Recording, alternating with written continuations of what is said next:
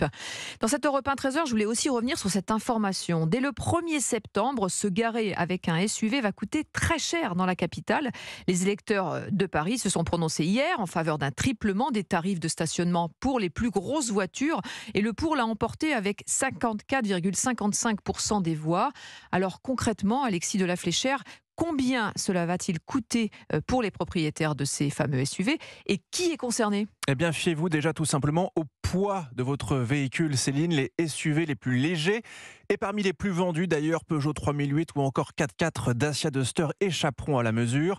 La traque concerne en fait les voitures thermiques et hybrides de plus de 1,6 tonnes et les électriques de plus de 2 tonnes. Une aberration pour Pierre Chasseret de l'association 40 millions d'automobilistes, prêt d'ailleurs à aller en justice.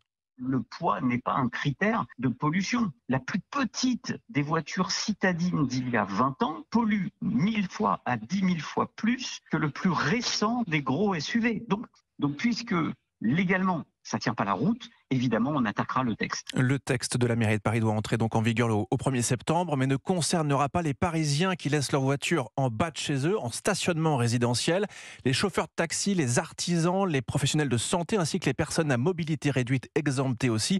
Les autres, les véhicules dits visiteurs, devront passer à la caisse. Prix du stationnement triplé pour eux, 18 € pour une heure de stationnement contre 6 € habituellement. On a fait le calcul, de 9h à 20h pour une journée totale de la facture, 198 €. Les amendes seront aussi ajustées, elles augmenteront en proportion.